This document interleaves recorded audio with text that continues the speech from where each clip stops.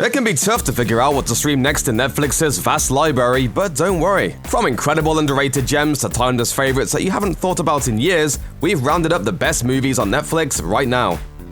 After The Amazing Spider-Man 2 effectively killed a franchise as we knew it, it came as a bit of a shock when Sony Pictures announced that they'd be moving forward with their own new Spider-Man project after agreeing sharing the web-slinger with Marvel Studios. That task seemed all the more daunting when Spider-Man Homecoming arrived, like the John Hughes spider flick we didn't know we needed. Then came Sony's animated Spider-Man Into the Spider-Verse, which proved that the movie multiverse was big enough for more than one Spider-Man, not to mention a Spider-Gwen, a Spider-Ham, and a giant anime robot from the future. Into the Spider-Verse breathed a welcome life into both the rapidly tiring superhero genre and the stagnating medium of feature animation. That life arrived via Miles Morales, who seeks to replace the recently deceased Spider-Man of his world, only to discover that there are several Spider-Folk spread across multiple dimensions, and that a singular threat is about to disrupt each of their realities. The story, chock full of equal parts drama, comedy, and heartfelt soul, unfolds in an electrifying visual style designed to literally bring comic book pages to life. That hearty combination of style and substance makes Into the Spider-Verse unlike any other superhero flick out there. It's easy to forget, but prior to 2005's Batman Begins, there wasn't a lot of support behind making a new Batman flick. That had a lot to do with the sour taste Joel Schumacher's shamelessly indulgent camp-fest Batman and Robin left in the mouths of Bat fans the world over. So when a then relatively unknown Christopher Nolan signed up to bring the Dark Knight's big screen saga back to its former glory, it definitely raised a few eyebrows. When Batman Begins finally hit theaters in the summer of '05, those eyebrows went from warily raised to wide-eyed with glee almost overnight. Rather than the neon-drenched visuals and the over-the-top puns, this was the Batman film so many fans have been waiting for. A gritty, action-packed character drama about a troubled young man embracing his inner heart of darkness in the wake of witnessing his parents' brutal murder. The fact that said man was Bruce Wayne, played with equal parts charm and pathos by Christian Bale, and that his heart of darkness led him to become the vigilante known as Batman, only made the story more intriguing. While Nolan and company packed in plenty of the white-knuckle action one would expect in any Caped Crusader tale throughout Batman Begins, the film had an incredible passion for character, particularly Michael Caine's pitch-perfect Alfred.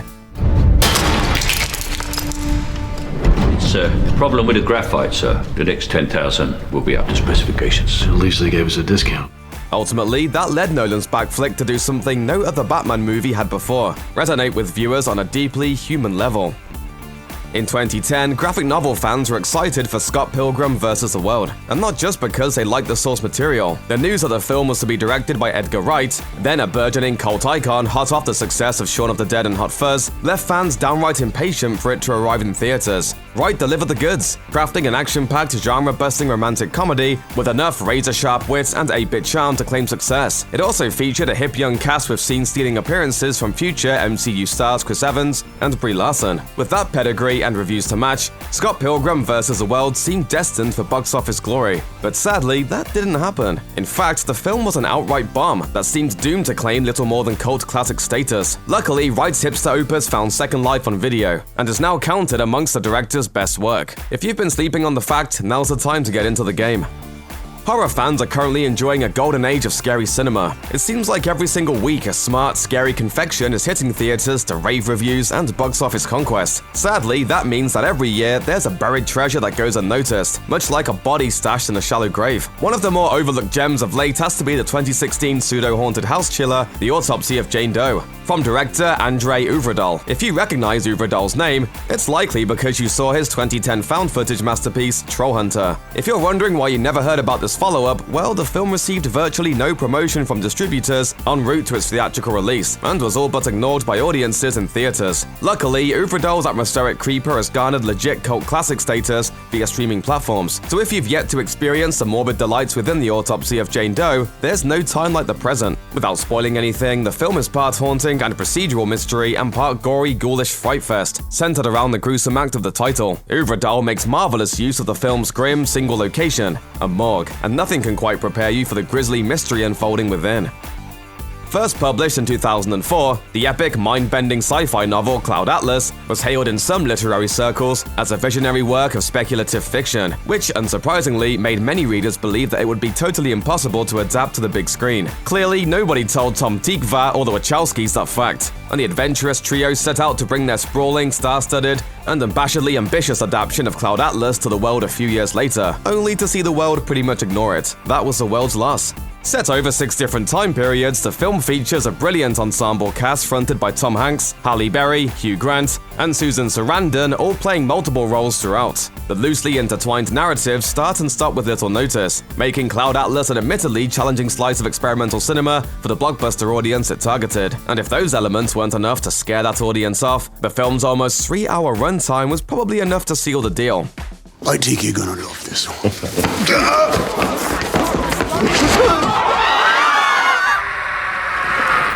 Those brave enough to buy the ticket and take the supremely wild ride were rewarded with a visionary work of cinematic daring so full of visual thrills, stark human drama, and complex philosophical ideologies that it could spin the head of even the savviest of audiences. To those who missed out, we'd wager this marvelous head trip of a film will be a bit more digestible in the comforts of your own home. In the summer of 2007, a teaser that ran for just under 2 minutes alongside the brand new Transformers film made moviegoers way more intrigued than any of Michael Bay's robotic trucks ever did. The unlabeled, inexplicable monster movie ad from J.J. Abrams and the Bad Robot team had fans buzzing for months to find out the name of the film it teased, with a groundbreaking viral marketing campaign that ensured they would stay hooked until the movie was released. By the time Cloverfield made its premiere the next January, the fans were beyond fever pitch. Against all odds, Cloverfield, directed with fevered urgency by Matt Reeves and bolstered by Drew Goddard's agile scripting, didn't just meet its lofty expectations, it far surpassed them. Reeves and Goddard delivered the humane, grounded monster movie masterpiece a generation of filmgoers never knew they needed, using a found-footage style to give the audience a first-person view of the city-stomping kaiju action. Over a decade later, Cloverfield still packs the same visceral punch that it did upon release, and remains a fascinating entry point to the cinematic world-building experiments that led to the underrated 10 Cloverfield Lane and the compelling disaster that was the Cloverfield paradox, which, like Cloverfield itself, are far more rewarding with repeat viewings. In the years since he broke onto the international film scene in the early 2000s, South Korean author Bong Joon-ho has become one of the most respected filmmakers working today. That's mostly thanks to one of the most adventurous filmographies cinema has ever seen. His string of surprises just kept going in 2013 when he adapted a little-known graphic novel called Snowpiercer as his English-language debut. Though many foreign filmmakers struggle in adapting their style to American markets, Bong took the challenge in stride and delivered one of the more bracingly original sci-fi films of the modern era. Snowpiercer unfolds on a speeding train that spent 17 straight years cutting through a desolate landscape decimated by a failed climate change experiment.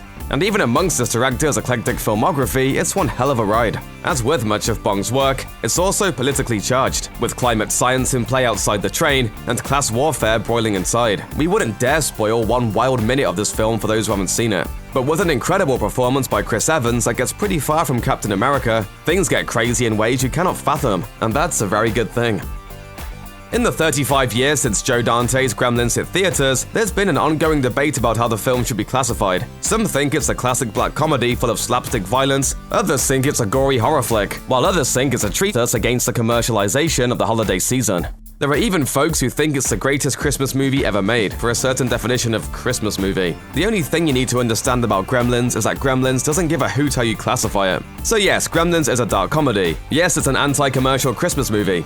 And yes, it's a classic slice of creature feature horror to boot, delivering one of the cutest creatures to ever grace the silver screen in Gizmo, and ingeniously ensuring that the cuter-than-cute creature inadvertently spawns the murderously grotesque monsters that give the film its name. Look, we aren't trying to tell you how to watch Gremlins as long as you actually watch it. Just know that whether you're seeing it for the first time or the 20th, it's that rarest of creepy, socially conscious creature feature comedies that delivers a few new surprises with every single watch.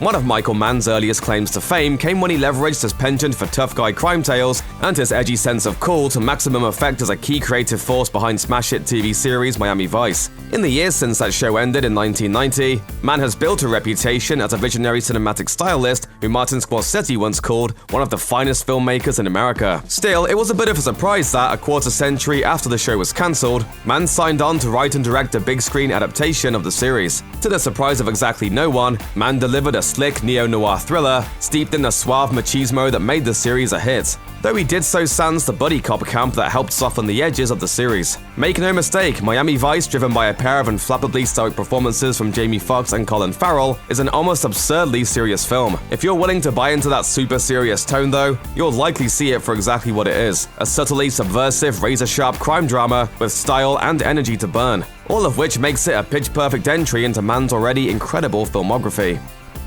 Of all the noteworthy filmmakers who broke through in the 90s, few did so with quite as much verve as Guy Ritchie. The British director made the scene with stylish, kinetic, and laugh-out-loud hilarious caper comedies, and delivered what might be his best work in 2000. Titled simply Snatch, the film saw Ritchie building on the styles and themes that made his first hit, Lock, Stock and Two Smoking Barrels, such a refreshing cinematic endeavor. The breakneck cutting, outlandish violence, and zinging dialogue from low-level criminal losers bungling towards a big score delivered a devilishly over-the-top crime adventure. It's a classic crime story complete with a MacGuffin, as the entirety of London's criminal underground, from bare-knuckle boxing promoters to Russian gangsters, go on the hunt for a priceless stolen diamond. There is the stone.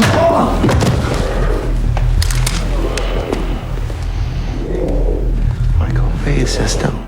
In service of bringing this marvelously madcap diamond dash to life, Ritchie enlisted an impressive A-list cast of US and UK players, including Benicio del Toro and the then relatively unknown Jason Statham, along with tough guy footballer turned actor Vinnie Jones, and of course a big-name star Brad Pitt. Hey man, come and look at the size of this fella. Best your back's a little, can't you, sir?